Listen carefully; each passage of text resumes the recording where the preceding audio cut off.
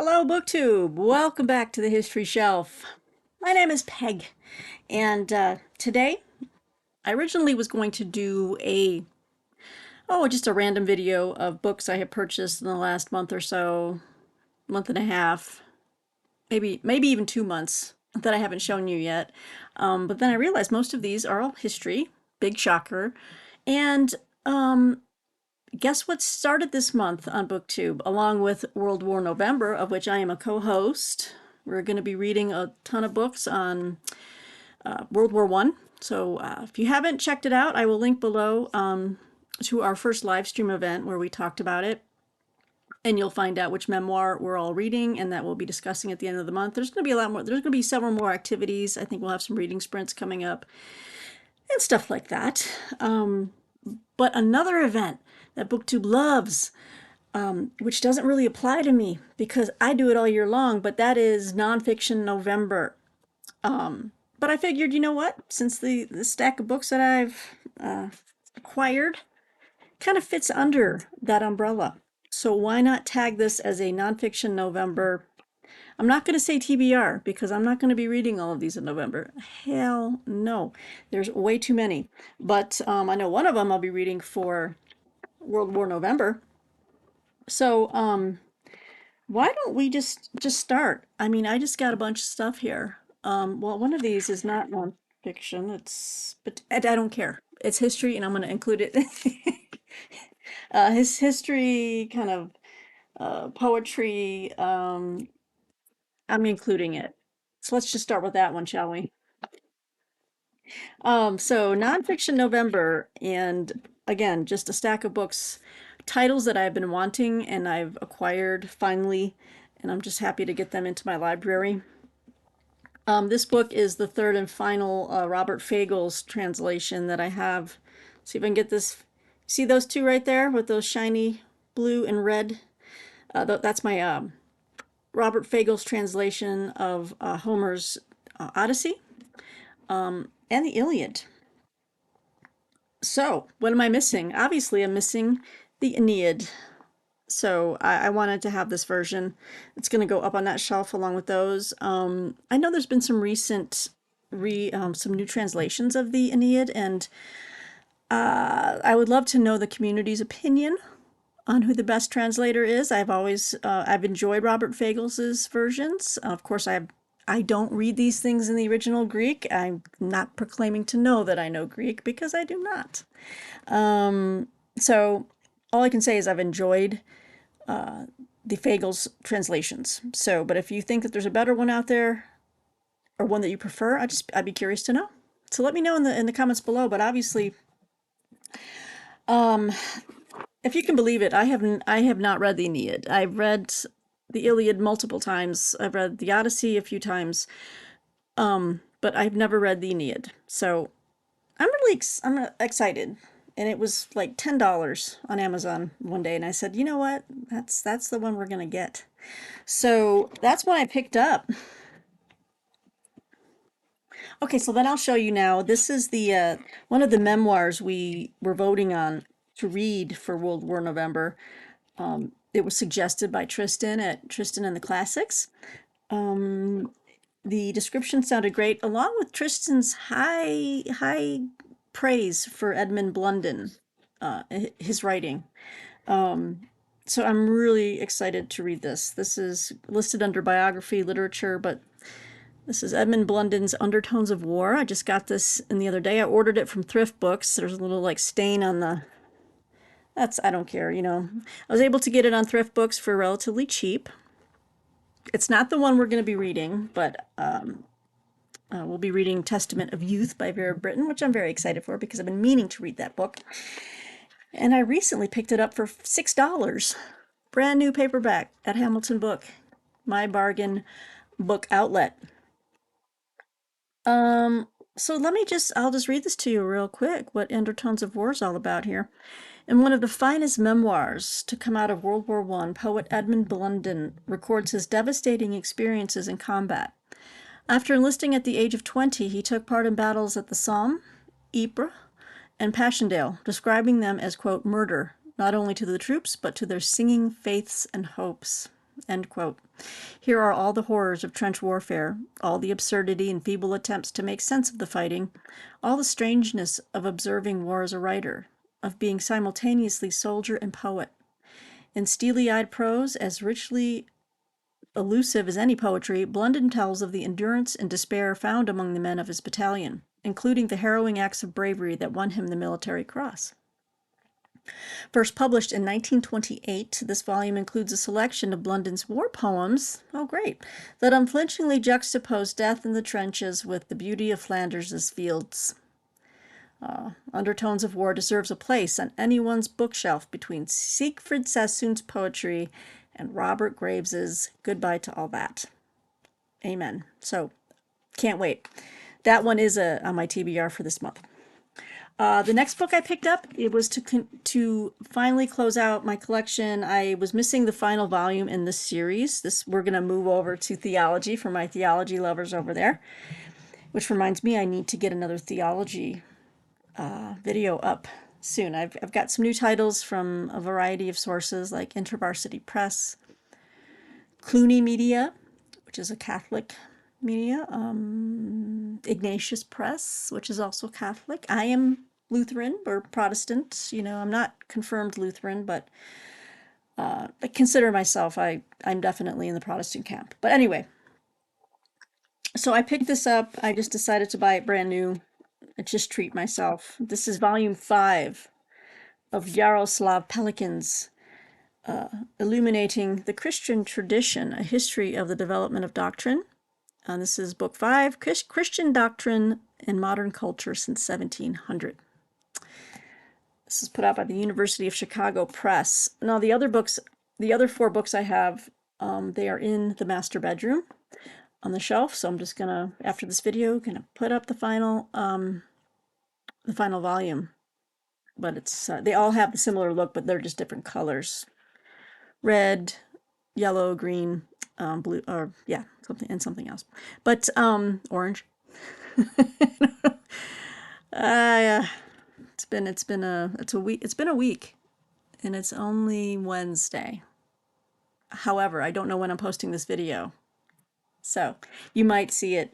You might see this on Thursday. Anyway, so Christian Doctrine in Modern Culture Since 1700. Yaroslav Pelikan begins this volume with the crisis of orthodoxy that confronted all Christian denominations by the beginning of the 18th century and continues through the 20th century in its particular concerns with ecumenism. The modern period in the history of Christian doctrine, Pelikan demonstrates, may be defined as the time when doctrines that had been assumed more than debated for most of Christian history were themselves called into question, such as like the idea of revelation, the uniqueness of Christ, the authority of Scripture, the expectation of life after death, even the very transcendence of God.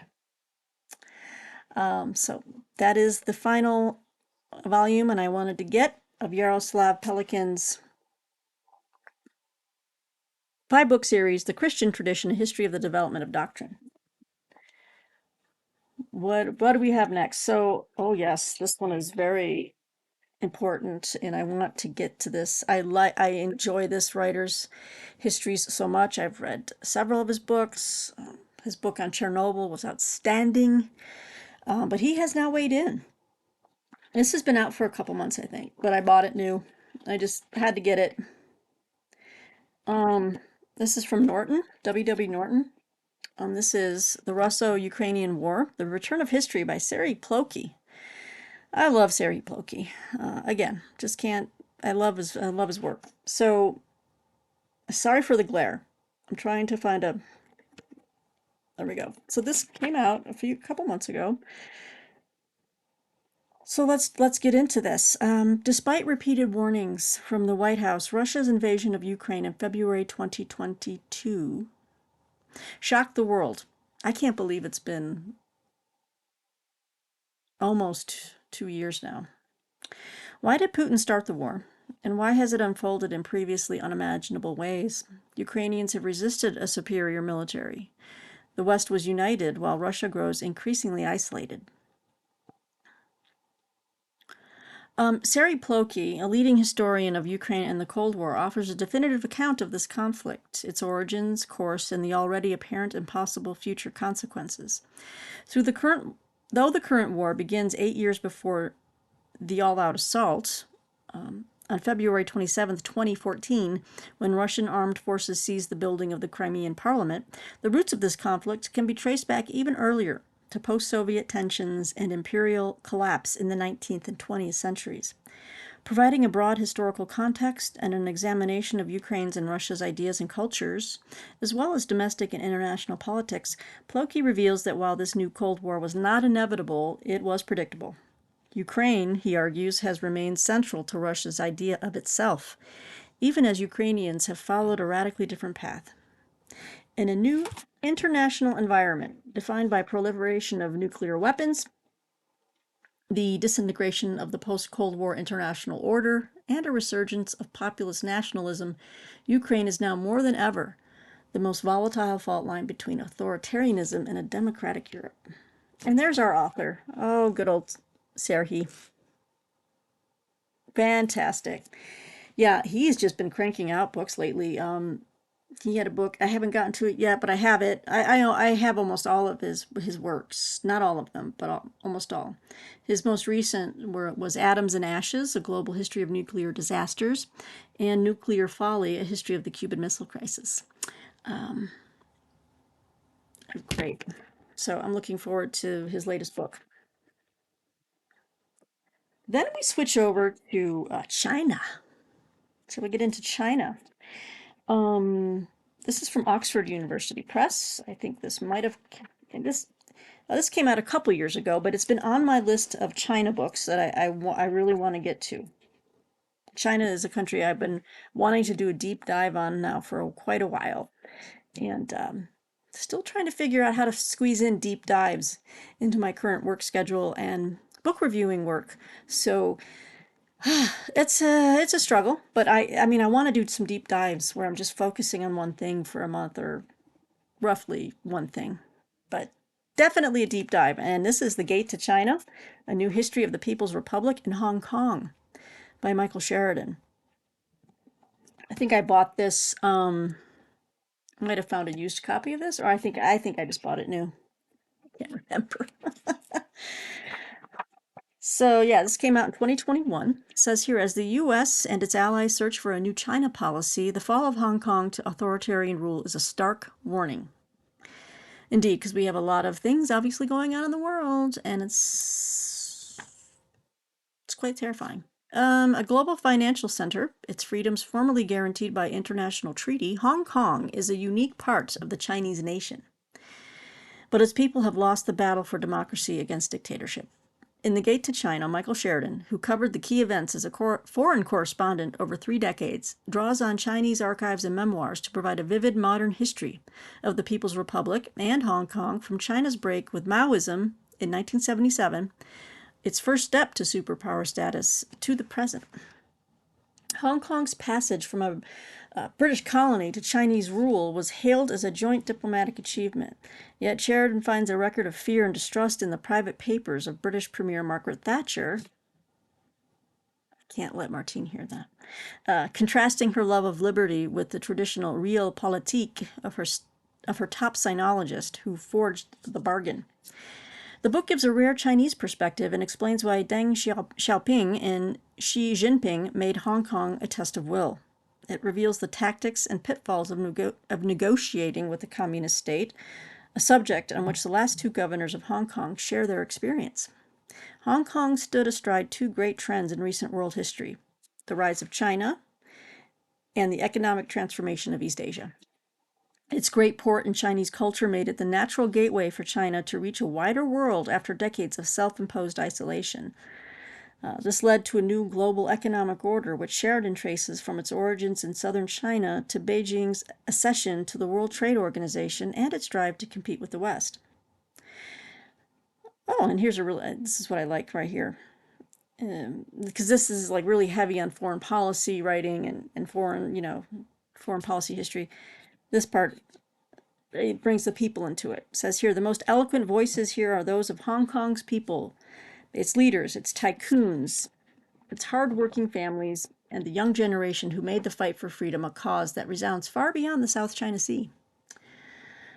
The Gates of China illuminates how globalization and the battle of ideas are shaping one of the world's most important regions. So, The Gates of China, Michael Sheridan. I'm sure my good friend Lawrence out there will have something to say. He'll let me know what he thinks of this book. I think he might have even recommended it. Lawrence, it's very possible. I don't. But either way, I'm always keen for your recommendations on Chinese history, Hong Kong, stuff like that. You are the man, sir. So, The Gates of China by Michael Sheridan. Again, it's been on my my wish list for a while, and I just decided to get it. Now, this book, I would never have really heard of it or would have considered buying it, and I think I did buy a used copy. Who is the publisher here? I did, because here's a little receipt I had from one of the Amazon third-party people who sold it. Interesting publisher. It's Chelsea Green Publishing in Vermont.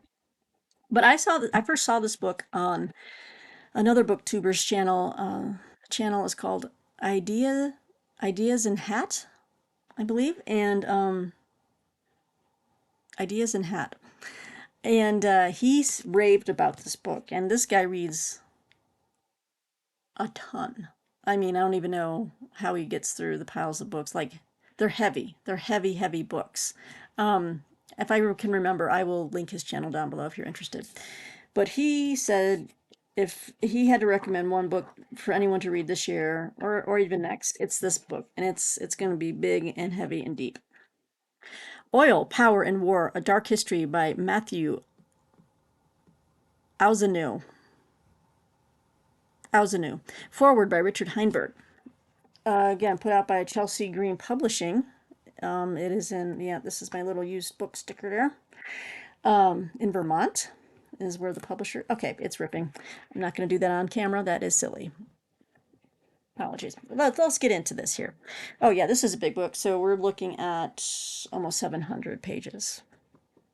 650. The story of oil is one of hubris, fortune, betrayal, and destruction. It is the story of a resource that has been undeniably central to the creation of our modern culture and ever present during the darkest exploits of empire the world over. For the past 150 years, oil has become the most essential ingredient for economic, military, and political power.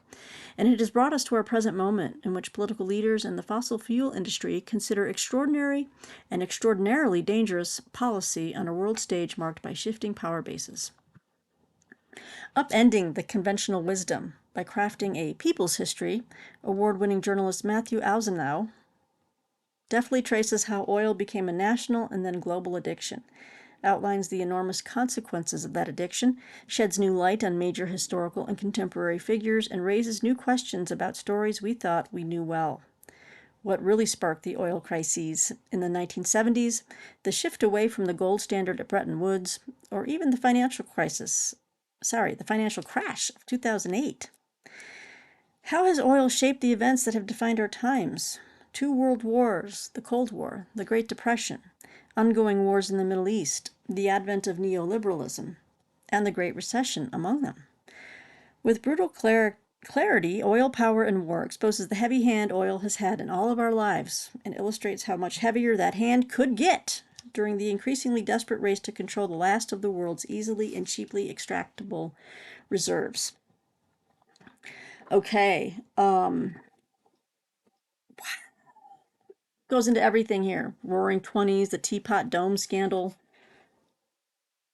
Moves into the Second World War, Rommel, talking about Rommel and the inaccessible Middle East oil after Yalta. There's so much history here, and it's going to be a big read. But just based off of Idea and Hat channel, his channel, I'll link it below so you can check him out. But yeah, I was intrigued, and he really, really, really raved about this, and that's kind of unusual for him to the extent that he did rave about it. So I wanted to get it. I gotta start dropping things on the floor. Oh, this was another book that Idea and Hat One moment, please. It's driving me crazy. I want to tell you. Is it Ideas in Hat?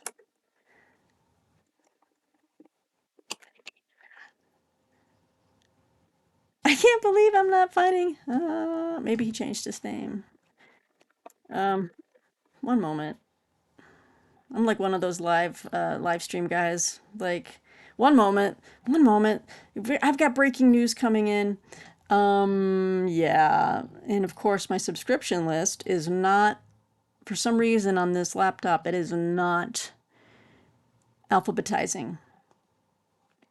Okay, it's from the same Booktuber. I first saw it on his channel, so let me get back to the camera here. Wrong. I'm clicking on everything wrong. All right, guys. First day of a month. I'm just blowing out the cobwebs. All right. I wanted to pick this up. This is from Granta Publishing.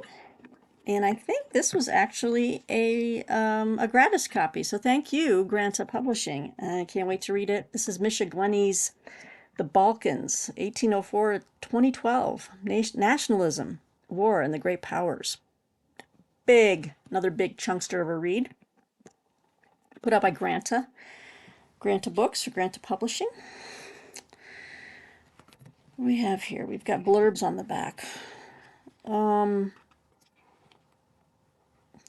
Okay, I don't think okay, it says right here. Oh, in the flap. The Landmark History of the Balkans. And this now classic work. Okay, so when did this come out? This first came out 1999. Came out in 1999, but it has been updated. This one isn't from 2012. Has a new epilogue. Okay, so in this now classic work, Misha Glenny investigates the roots of the bloodshed, invasions, and nationalist fervor that have come to define our understanding of the southeastern edge of Europe. In doing so, he reveals that groups we think of as implacable enemies have, over the centuries, formed unlikely alliances, thereby disputing the idea that conflict in the Balkans is the ineluctable product of ancient grudges. And he exposes the often catastrophic relationship between the Balkans and the rest of Europe, raising profound questions about recent Western intervention. Updated to cover the last decade's brutal conflicts in Kosovo and Macedonia, the surge of organized crime in the region, the rise of Turkey, and the rocky road to EU membership, the Balkans remains the essential imperialist study of Europe's most complex and least understood region. Misha Glenny, sorry, and if I used the wrong pronoun, I am sorry. I don't know why I think Misha. It's a gentleman who has written this work, and I am excited for it. I'm excited for every history book pretty much that comes across my path, but in this case, it's a classic on the region. So if I'm gonna like learn about Southeastern Europe, I want to go with something that's kind of relatively widely known as a classic on it, like just a final, putting a final period on the search for the classic study. It would be Misha Glenny, The Balkans, 1804 to 2012. So it has been updated. What do we have next? We're going to go back to China. Going back to China. China. China. Going back to China. Yo. I don't think so. All right. This is another big book. Wow, I have to give a shout out to this is from the same booktuber. 3 books from this booktuber that I have now he introduced me to, and now I've picked them up. I waited forever to get this and I just finally just said, could someone send me this copy? And they sure did. This is Making Modern China. Sorry, Making China Modern. From the Great King to Xi Jinping by Klaus Muhlhahn. And it's a pretty beefy book. Again, it's this put out by Belknap Harvard University Press. This book came out in 2019. So it's still pretty hefty of a price, even 4 years later. But But let's see here. There's a lot on this pub sheet, but let me just hold this up so you guys can get a good look at that.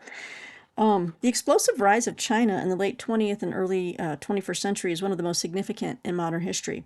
Seemingly overnight, the nation gained breathtaking economic and geopolitical power. How can we understand this tectonic shift within its vast history? The general assumption is that China's rise began recently, within the past few decades, ignited by the rule of Deng Xiaoping in 1978.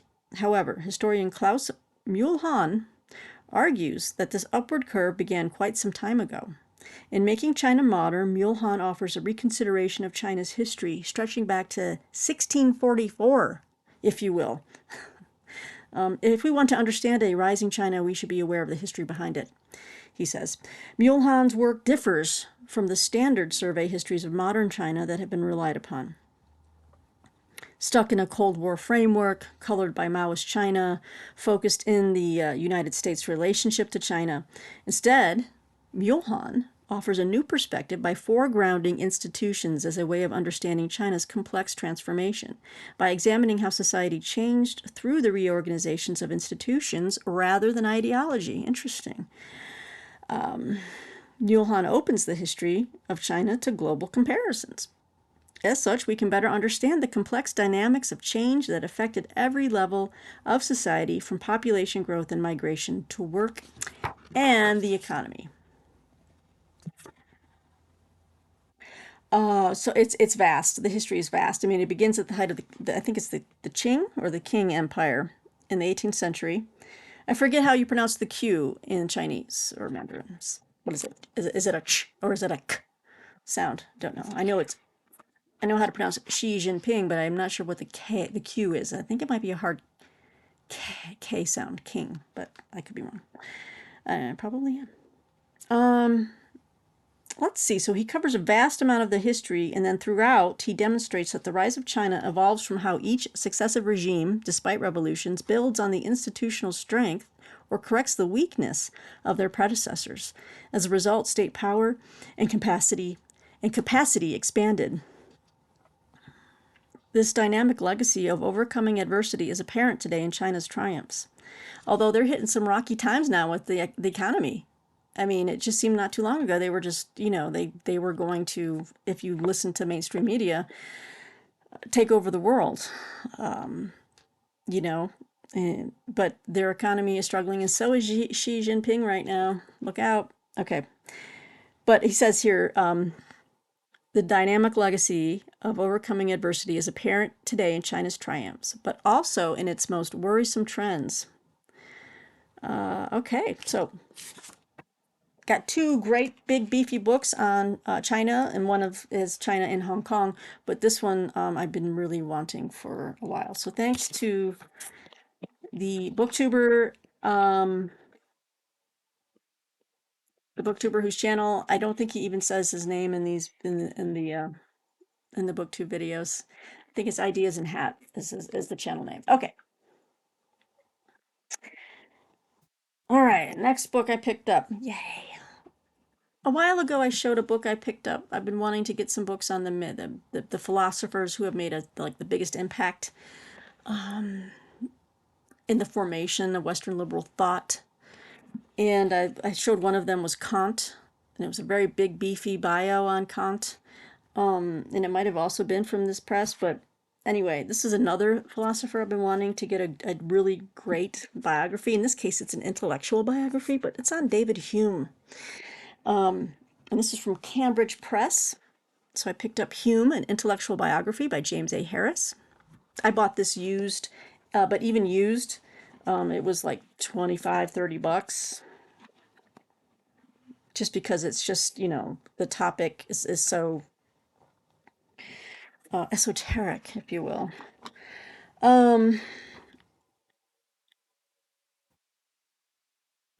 Yeah, Cambridge University Press. Let me read a little bit to you here. This is the first book to provide a comprehensive overview of the entire career of one of Britain's greatest men of letters.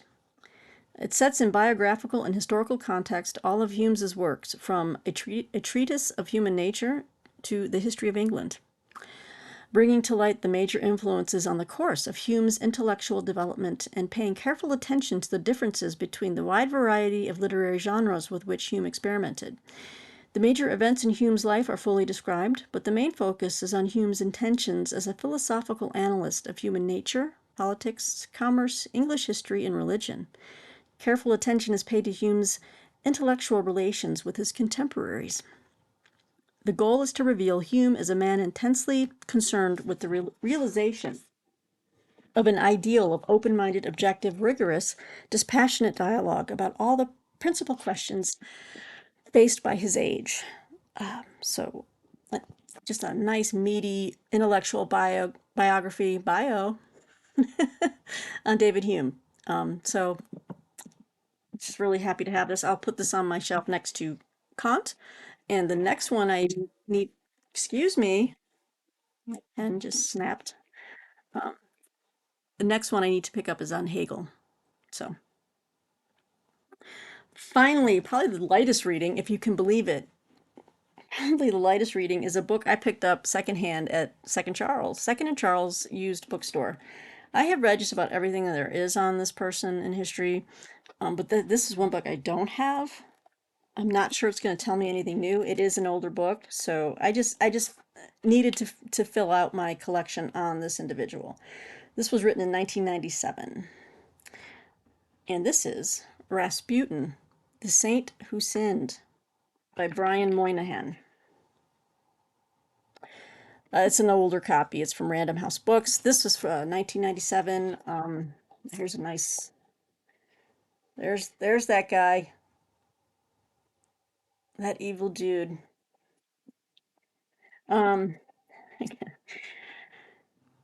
Grigory, however you want to pronounce it. Grigory Efimovich Rasputin came to St. Petersburg from his Siberian cabin in 1903, like a projectile from the medieval past, tattered, black-clad, muttering. By the time he was murdered 13 years later, the peasant was the beloved friend of Tsar Nicholas and Empress Alexandra and the sponsor of the most powerful officials in Russia. He had become, a society lady wrote, a dusk enveloping all our world, eclipsing the sun. How could so pitiful a wretch throw so vast a shadow? It was inexplicable, maddening, almost incredible. Rasputin's name has become synonymous with evil, but his legend has obscured the facts of his life. In this evocative biography, Brian Moynihan presents us with a flesh-and-blood Rasputin, and boy, was he he was into some flesh, that's all I can tell you. More fascinating than the myth. A man in whom debauchery coexisted beside a real, if erratic, spiritual sense, a man whose coarseness hid a savvy awareness of human psychology. Drawing on confidential police reports, cabinet meeting memos, and other documents, some available only since the fall of the Soviet Union, Moynihan sheds new light on Rasputin's life and disputes some of the widely held details of his death. So let's get into a little bit here. This is the last book of my faux nonfiction November TBR. Okay. The young Rasputin was a drinker, thief, and womanizer. He claimed to have religious visions and became a wandering holy man, preaching that exposure to sin could drive out sin. Okay. He stormed the fashionable salons of St. Petersburg, and in 1905 he met Nicholas and Alexandra, who, increasingly despised by the sophisticated, found in Rasputin reassurance that the real Russia, in quotes, air quotes, real Russia, the simple and pious peasantry loved them. Rasputin's mysterious ability to stop the bleeding attacks of their hemophiliac only son Alexis sealed the approval of the domineering Alexandra. With royal patronage, Rasputin became increasingly reckless, partying with prostitutes, peddling influence, plotting the disgrace of those who crossed him. Ever contradictory, he was also a devoted family man, a defender of the poor, and a figure of immense charisma. Okay. As Germany battered Russia during World War I, as Nicholas's ineptitude as a leader became ever more rampant and the masses went hungry, Rasputin seemed to monarchists to be the cause, and not just the symptom of corrupt government. A group of conspirators gathered, among them a Grand Duke and a scion of the richest family in Russia. Scion. That's one word I always screw up. And one of the most famous murders in history was planned.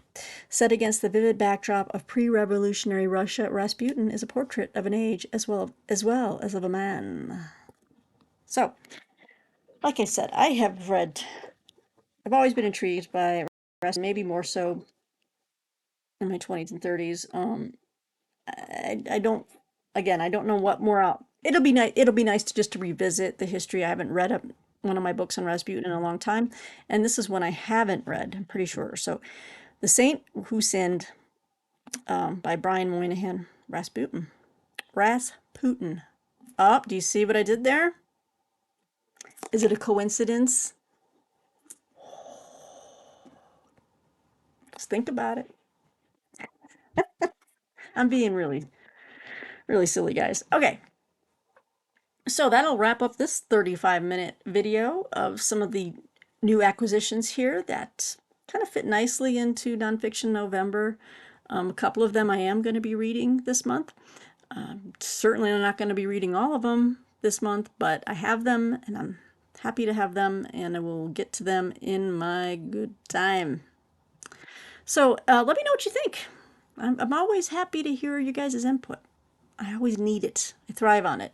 All right, so I better run. But yeah, what are you reading this nonfiction November? Put your book selections in the comments below, and I will reply. Promise. Okay.